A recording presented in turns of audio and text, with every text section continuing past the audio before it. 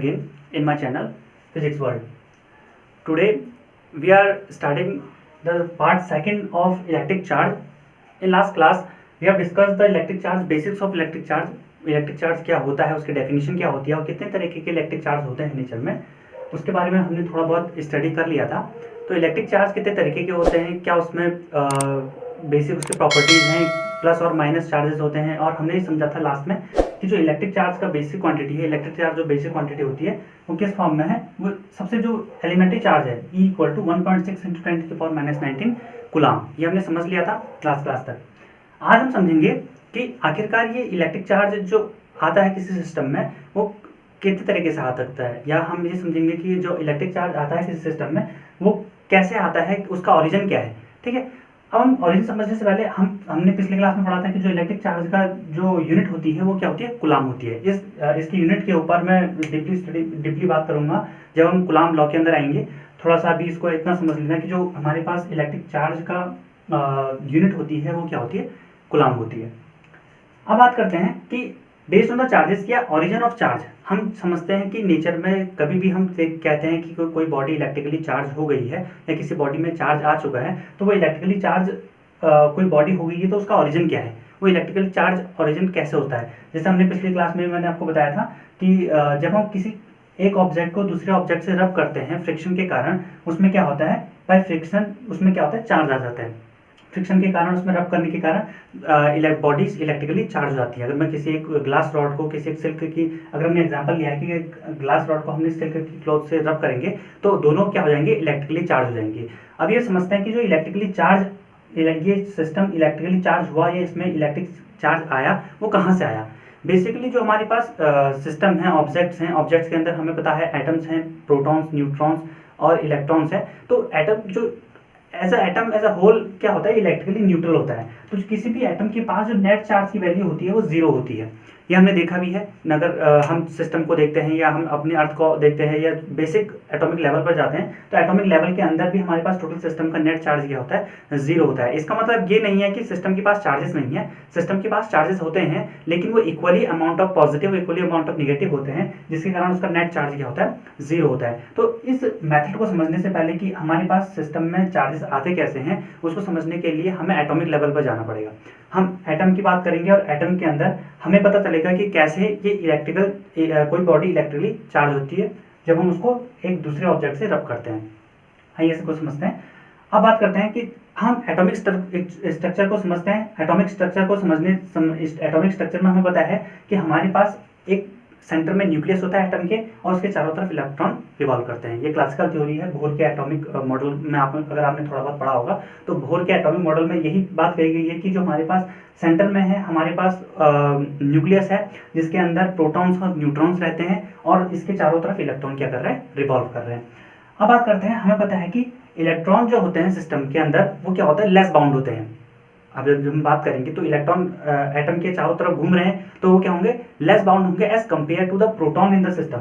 हम जानते हैं कि प्रोटॉन न्यूक्लियस के अंदर, अगर हम बात करें कि बहुत सारे प्रोटॉन्स होते हैं न्यूक्लियस के अंदर, तो उनके बीच क्या रिपल्सन नहीं लग रहा, क्योंकि हम पता है कि सेम चार्जेस क्या करते हैं, रिपल करते हैं. हाँ, लास्ट क्लास में मैं आपको एक बात बताना भूल गया था कि हमारे पास जो सेम नेचर के चार्जेस होते हैं वो क्या करते हैं, रिपल्सन का काम करते हैं. जैसे मेरे पास प्लस प्लस प्लस, अब मेरे पास सेम चार्जेस हैं प्लस प्लस, इनके बीच में फोर्स लगेगा, वो क्या, किसका फोर्स लगेगा, रिपल्सन का फोर्स लगेगा.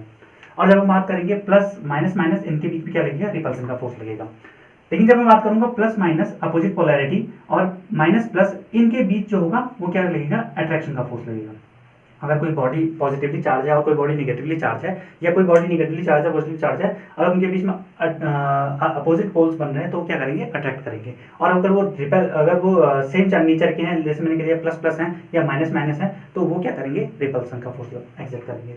अब बात करते हैं कि हमारे अंदर जब हम देखते हैं कि एटम्स के अंदर क्या होता है, इलेक्ट्रॉन्स होते हैं और उसके अंदर न्यूट्रॉन्स होते हैं, तो इलेक्ट्रॉन्स लेस टाइटली बाउंड होते हैं as compare to the proton in the system. हम जानते हैं कि जो हमारे पास न्यूक्लियस के अंदर, जो मैंने आपको फर्स्ट क्लास के अंदर बताया था फंडामेंटल फोर्सेस के अंदर, कि क्यों हमारे पास प्रोटॉन सिस्टम में न्यूक्लियस के अंदर बहुत फर्मी लेवल के अंदर भी रह पाते हैं, क्योंकि उसकी जो रेंज होती है वो फर्मी लेवल की होती है, और हम जानते हैं कि उसके अंदर प्रोटॉन रह पा रहे हैं. क्यों? क्योंकि क्या उसमें एटॉमिक रिपल्सन नहीं लग रहा होगा, क्या उसमें ये इलेक्ट्रोमैग्नेटिक फोर्स अप्लाई नहीं हो रहा होगा बिल्कुल, लेकिन उसमें जो स्ट्रॉन्ग फोर्सेस की वैल्यू होती है वो कहीं ज़्यादा होती है। स्ट्रॉन्ग फोर्सेस 100 टाइम्स ग्रेटर होते हैं as compare to the electromagnetic force. तो यहाँ हमें पता चला कि जो इलेक्ट्रोमैग्नेटिक फोर्स की वैल्यू है वो स्ट्रॉन्ग फोर्स से लेस है। इसका मतलब जो हमारे पास प्रोटॉन है किसी भी एक न्यूक्लियस के अंदर, वो क्या है, टाइटली बाउंड है as compare to the electron. इसका हम समझेंगे कैसे काम करता है। अब बात करते हैं हमारी प्रोसेस की, कैसे बाय रबिंग जो ग्लास रॉड होते हैं वो सिल्क ग्लास रॉड और सिल्क को अगर रब करेंगे तो रब करने के दौरान वो इलेक्ट्रिकली चार्ज हो जाते हैं। तो यहाँ पर जो चार्जेस बनते हैं ग्लास रॉड के अंदर एक तरह का चार्ज बनता है, और पहले इनिशियली जो था ग्लास रॉड और सिल्क क्लॉथ वो क्या है, चार्ज जीरो है उनके अंदर, जो नेट चार्ज की वैल्यू है जीरो है। लेकिन जब उनको रब करूंगा तो रब करने के दौरान एक के ऊपर एक पोलैरिटी का चार्ज आएगा प्लस, या मान लिया प्लस मान लेते हैं, और एक के अंदर निगेटिव। तो यहाँ पर मैंने एक इलेक्ट्रोस्टैटिक चार्ट बना रखा है। चार्ट के अंदर क्या है कि किस चीज को रब करने से, जब हम स्टार्टिंग में स्टडी कर रहे थे तो हमने देखा, हमने सपोज किया कि जब हम ग्लास रॉड को किसी अनदर ऑब्जेक्ट से रब करेंगे तो ग्लास रॉड के अंदर जो चार्ज आएगा वो क्या होगा, वो पॉजिटिव चार्ज होगा, और जो सिल्क के अंदर आएगा वो निगेटिव चार्ज होगा। तो हमने बाय कन्वेंशन अपनी सहूलियत के लिए ये चीज बना ली कि जो पॉजिटिव ग्लास रॉड के अंदर जो आएगा पॉजिटिव चार्ज होगा। फर होती है, कैट्स फर आपने देखा होगा, बिल्ली के बाल जो होते हैं वो उनके अंदर भी पॉजिटिव चार्ज आएगा जब उनको रब करेंगे। वुलन क्लोथ्स होते हैं हमारे पास, हम वुलन क्लोथ बहुत पहनते हैं, तो वुलन क्लोथ्स के अंदर भी हमारे पास क्या होगा, पॉजिटिव चार्ज होगा।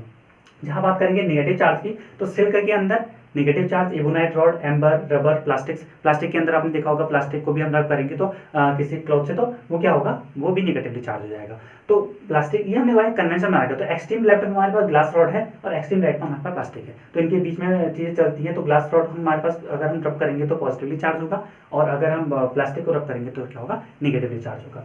अब यहाँ समझते हैं कि जब हम किसी चीज को रब करते हैं, रब करने पर उसमें इलेक्ट्रॉन का ट्रांसफर होता है। तो इस चीज को समझना थोड़ा सा, अभी मैं आई होप आपने नोट कर लिया होगा।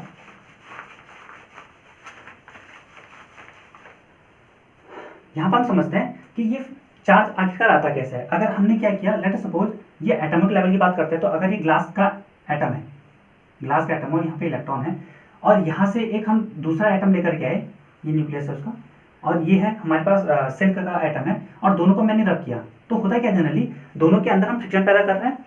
फ्रिक्शन के कारण दोनों के एटम क्या होते हैं, आपस में एक दूसरे से इंटरलॉक हो जाते हैं। इस तरह से समझते हैं इसको, जैसे हमारे पास ये एटम है ग्लास का और ये एटम है मेरे पास सिल्क का, तो दोनों के अंदर क्या होता है, ये इंटरलॉक हो जाएंगे और ये इलेक्ट्रॉन आपस में क्या करेंगे, इस तरह से बाइंड हो जाएंगे। तो जब इंटरलॉक हो जाते हैं तो हम इसको जब फ्रिक्शन करते हैं, फ्रिक्शन के दौरान हम इसको इतनी एनर्जी प्रोवाइड करते हैं ताकि इसका या एक इलेक्ट्रॉन यहाँ आ जाए या इसका एक इलेक्ट्रॉन यहाँ आ जाए। तो हम क्या करते हैं कि इसको फ्रिक्शन के द्वारा, फ्रिक्शन के फोर्स से इसको ऐसे रब करने के दौरान फ्रिक्शन से क्या होता है कि जो इलेक्ट्रॉन होते हैं, या तो ये इलेक्ट्रॉन इधर टूट के आ जाए या इलेक्ट्रॉन इधर टूट के आ जाए।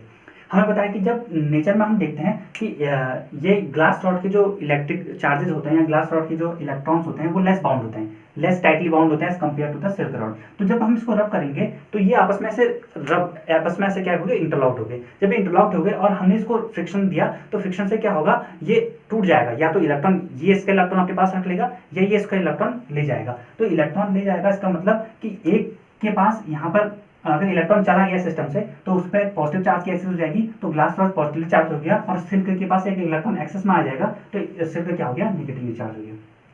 इस तरह से हमने देखा कि जब हम एटॉमिक लेवल की बात करते हैं तो क्या होगा कि इलेक्ट्रॉन का ट्रांसफर ही हमें इलेक्ट्रिक चार्जेस को प्रोवाइड कराता है। और ये हमने किया कैसे, ये किया हमने जब हमने जब हमने दो एटम्स को आपस में क्या किया, रब करने के दौरान क्या होगा, उनके इलेक्ट्रॉन आपस में ट्रांसफर हो जाएंगे, और ट्रांसफर होंगे तो एक के पास पॉजिटिव चार्ज आएगा, एक के पास नेगेटिव चार्ज आ जाएगा। और ऐसा होता है नेचर में कि जब हम बात करते हैं इलेक्ट्रॉन्स की, जब हम बात करते हैं प्रोटॉन्स की, तो हम क्या करते हैं किसी सिस्टम के ऊपर, हमें पता है कि इलेक्ट्रॉन के पास क्या होता है, निगेटिव चार्ज होता है, इलेक्ट्रॉन के पास क्या चार्ज होता है, निगेटिव, और जो प्रोटॉन के पास होता है वो कैसा चार्ज होता है, पॉजिटिव। ये हम जानते हैं, इलेक्ट्रॉन के पास निगेटिव चार्ज होता है और प्रोटॉन के पास पॉजिटिव चार्ज होता है। लेकिन जब हम बात करते हैं कि किसी सिस्टम को हमें इलेक्ट्रिकली चार्ज करना है, तो इलेक्ट्रिकली चार्ज करने के दौरान हमें पता है कोई भी सिस्टम इलेक्ट्रिकली चार्ज तब होता है जब उसमें कोई मैटर आता है। और हमने ये पिछली क्लास में समझा था कि कोई भी एटम के अंदर अगर मैटर आएगा, अब वो matter in the form of electron भी आ सकता है, in the form of proton भी आ सकता है। क्योंकि जब एक इलेक्ट्रिकल चार्ज किसी सिस्टम में जाता है तो इलेक्ट्रिकल चार्ज जाने में उसमें इलेक्ट्रॉन या प्रोटॉन का हाथ होता है। इलेक्ट्रॉन जाएगा सिस्टम में तो एक इलेक्ट्रॉन सबसे बेसिक मैटर है हमारे पास, नेचर में बहुत स्मॉलेस्ट यूनिट है मैटर में। तो हमारे पास हमें पता है कि इलेक्ट्रॉन का अपना एक सर्टेन मास होता है, तो अगर हम इलेक्ट्रॉन को ट्रांसफर करेंगे एक सिस्टम टू अनदर तो उसमें वो इलेक्ट्रिकली चार्ज हो जाता है, और या उसमें ट्रांसफर करेंगे या उससे निकालेंगे या उसमें वो इलेक्ट्रॉन दे देंगे। तो सिस्टम अगर हम इलेक्ट्रॉन दे देंगे तो हम कहते हैं कि सिस्टम नेगेटिवली चार्ज हो गया, और सिस्टम से इलेक्ट्रॉन ले लेंगे तो हम क्या करेंगे, वो हम समझेंगे कि इलेक्ट्रॉन जो सिस्टम हो गया वो पॉजिटिवली चार्ज हो गया, उसमें एक्सेस ऑफ पॉजिटिव चार्जेस हो गए। एक मेथड और है कि अगर हमें किसी एटम को पॉजिटिव चार्ज बनाना है तो हम उसको एक प्रोटॉन भी प्रोवाइड कर सकते हैं। ये बिल्कुल हमें देखने में सही लग रहा है कि अगर हम नेचर में क्या करें, एक प्रोटॉन प्रोवाइड कर दें तो सिस्टम में क्या होगा, वो पॉजिटिवली चार्ज हो जाएगा, या उससे एक प्रोटॉन निकाल लें तो क्या हो जाएगा, पॉजिटिवली चार्ज हो जाएगा। लेकिन नेचर में ऐसा पॉसिबल नहीं होता है कि हम क्या करें, हम सिस्टम से प्रोटॉन को निकाल पाएँ। हम सिस्टम से प्रोटॉन को नहीं निकाल पाते हैं। ऐसा क्यों? क्योंकि हमने अभी देखा कि जो स्ट्रॉन्ग फोर्सेज होते हैं वो इलेक्ट्रोमैग्नेटिक फोर्स से ज़्यादा स्ट्रांगली बाइंड होते हैं। इनके बीच में इलेक्ट्रोमैग्नेटिक फोर्स लग रहा होगा। न्यूट्रॉन जो न्यूक्लियस होते हैं, न्यूक्लियस के चारों तरफ इलेक्ट्रॉन रिवॉल्व करते हैं due to the force of electromagnetic force, वो इलेक्ट्रोमैग्नेटिक फोर्स से रिवॉल्व करते हैं। लेकिन जो प्रोटॉन या न्यूट्रॉन आपस में न्यूक्लियस के अंदर रह रहे हैं, वो उसका कारण क्या है, स्ट्रॉन्ग फोर्स। तो स्ट्रॉन्ग फोर्स ज़्यादा स्ट्रॉन्ग है as compare to the electromagnetic force, जिसके कारण जो प्रोटॉन को तोड़ पाना है, प्रोटॉन को हमें क्या करना पड़ेगा, प्रोटॉन को निकालने के लिए ज़्यादा एनर्जी का यूज़ करना पड़ेगा as compare to the electron, क्योंकि इलेक्ट्रॉन लेस बाउंड है तो इलेक्ट्रॉन को निकालने के लिए हमें लेस एनर्जी चाहिए as compare to the neutron. तो न्यूक्लियस में जो प्रोटॉन है उनको तोड़ने के लिए। तो हमारे पास अब एक और इस कंडीशन भी है, इसमें एक और कंडीशन क्या है कि हम जानते हैं कि जो मास ऑफ इलेक्ट्रॉन होता है, मास ऑफ इलेक्ट्रॉन वो होता है 9.1 × 10⁻³ kg, और जो मास ऑफ प्रोटॉन होता है वो अराउंड होता है 1.67 × 10⁻27 kg।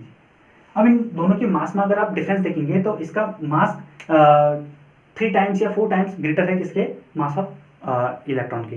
तो हम जानते हैं कि यहाँ पर एक चीज टर्म मैंने लिखा है, जो मास ऑफ इलेक्ट्रॉन होते हैं या मास ऑफ प्रोटॉन होता है उनके बीच में रिलेशन क्या होता है कि mass of proton 1837 times greater होता है मास ऑफ इलेक्ट्रॉन। तो इतना ज़्यादा मास होता है, इतना हैवी मास होता है, तो अगर हम एक सिस्टम से दूसरे सिस्टम में चार्ज देना चाहेंगे या इलेक्ट्रॉन को ट्रांसफर करेंगे या किसी सिस्टम में प्रोटॉन को ट्रांसफर करेंगे तो हम प्रेफर किसको करेंगे, हम जनरली इलेक्ट्रॉन को प्रेफर करेंगे। क्यों? क्योंकि उसका मास बहुत कम है, वो लेस बाउंड है, इसलिए हम उसमें लेस एनर्जी खर्च करनी पड़ती है as compare to the proton. तो नेचर में हम जब भी देखते हैं कि हमारे पास इलेक्ट्रॉन, कभी भी कोई बॉडी इलेक्ट्रिकली चार्ज होती है तो इलेक्ट्रिकली चार्ज वो किसके कारण होती है, वो इलेक्ट्रिकली चार्ज इलेक्ट्रॉन के ट्रांसफर के कारण होती है, और इसी को हम कहते हैं इलेक्ट्रॉन थ्योरी। इलेक्ट्रॉन थ्योरी, ठीक है। तो इलेक्ट्रिफिकेशन करने में या हम सिस्टम को इलेक्ट्रीफाई करना है तो किसी सिस्टम को हम इलेक्ट्रीफाई करते हैं तो इलेक्ट्रीफाई करने के दौरान उसमें सिर्फ इलेक्ट्रॉन का ही ट्रांसफर होता है, वन एंड ओनली इलेक्ट्रॉन ही ऐसा है जो सिस्टम में ट्रांसफर होता है। अब हम बात करते हैं कि प्रोटॉन ट्रांसफर नहीं करता है, इसका रीजन हमने देख लिया क्योंकि उसका मास ज़्यादा होता है और वो क्या है, स्ट्रॉन्ग फोर्स से बाइंड अप है। अब हम जानते हैं कि किसी सिस्टम में अगर इलेक्ट्रिकल चार्ज आएगा, किसी सिस्टम में इलेक्ट्रिकल चार्ज आता है तो इलेक्ट्रिकल चार्ज आने के दौरान कुछ ना कोई मैटर आता है।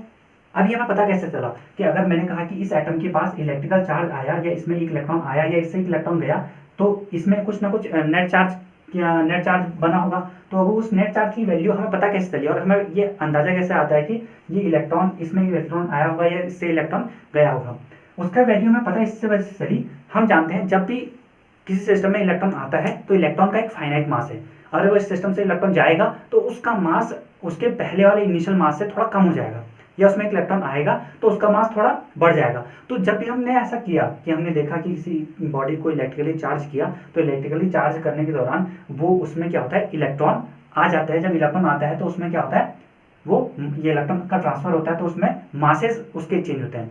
तो मतलब कि अगर किसी सिस्टम से, अपन जानते हैं कि अगर किसी सिस्टम में इलेक्ट्रॉन आता है और इलेक्ट्रॉन का फाइनाइट मास है तो उस सिस्टम का मास थोड़ा इंक्रीज कर जाएगा, मास क्या करेगा, इंक्रीज कर जाएगा। अगर इससे इलेक्ट्रॉन गया, अगर इलेक्ट्रॉन हम सिस्टम से कहते हैं कि कोई भी सिस्टम से हमने इलेक्ट्रॉन को रिमूव किया, जैसे हमने अभी ग्लास के केस में देखा था, ग्लास से क्या होता है कि पॉजिटिवली चार्ज पार्टिकल या इलेक्ट्रॉन हमने ट्रांसफर किया था सिल्क रॉड में बाय फ्रिक्शन, तो वहाँ पे क्या हुआ था, उस दौरान हमने ये देखा कि जो इलेक्ट्रॉन का ट्रांसफर हो रहा है तो वहाँ पे मास की क्या होगी, रिड्यूस होगी इन ग्लास रॉड। तो ग्लास रॉड में मास कम हो गया होगा और सिल्क रॉड में मास इंक्रीज हो गया होगा। तो जब भी हम किसी बॉडी को चार्ज करते हैं ड्यूरिंग चार्जिंग तो मास ऑफ द ऑब्जेक्ट वो चेंज होता है, हमने देखा। और हम बात करते हैं कि हमने देख लिया कि चार्जेस क्या होते हैं, मैटर से कैरिड होते हैं, और इलेक्ट्रॉन ही क्या है, एक रिस्पॉन्सिबल है किसी भी सिस्टम को इलेक्ट्रिकली चार्ज करने के लिए। तो ये आज हमने देखा, आज की क्लास हमारे बेस थी कि इलेक्ट्रॉन थ्योरी, अगर हम इसको थोड़ा सा वर्ड्स में लिखना चाहें तो इलेक्ट्रॉन की थ्योरी हमारे पास क्या कहती है। तो इलेक्ट्रॉन थ्योरी में हमने समझा कि हमें पता है किसी भी एटम के अंदर प्रोटॉन और न्यूट्रॉन, जो पहला पॉइंट था हमारे पास कि प्रोटॉन और न्यूट्रॉन क्या होते हैं, प्रोटॉन पॉजिटिवली चार्ज होते हैं और इलेक्ट्रॉन निगेटिवली चार्ज होते हैं।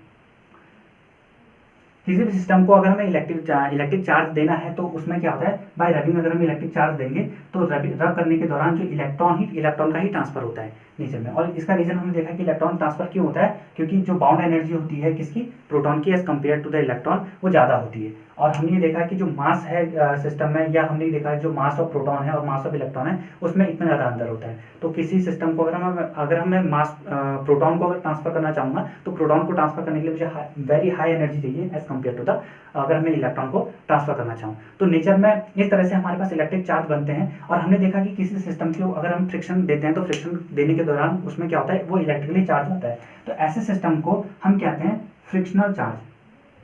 अगर उसमें फ्रिक्शन देने के दौरान या रब करने के दौरान वो चार्ज हो जाता है तो हम क्या कहते हैं उसको, फ्रिक्शनल चार्ज।